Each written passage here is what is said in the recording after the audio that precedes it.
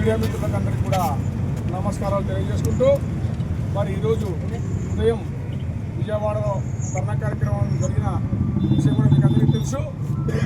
తదుపరి మేనేజ్మెంట్ వారు సాయంత్రం 5 గంటలకు చర్చలకు ఆహ్వానించారు. చర్చలకు 5 గంటలకు వెళ్ళాము. 7:30కు బయటకు వస్తున్నాము. సుమారు 2:30 గంటల సేపు చర్చలు జరిగాయి. గౌరవ ఎనర్జీ సెక్రటరీ గారి సమక్షంలో జేఎండి టాస్కో జెన్కో ఎండి గారు, సిపిడిసిఎల్ సిఎండి గారు, మిగతా అధికారులందరూ కూడా పాల్గొన్నారు. సుమారుగా జేఏసీ నుండి 30 మంది సభ్యులం మేము కూడా పాల్గొనడం జరిగింది. మేనేజ్మెంట్ వారు మేము ఇచ్చిన 29 అంశములు ఏదైతే ఉన్నాయో కొన్నిటి మీద మాత్రమే క్లారిటీ ఇవ్వడం జరిగింది.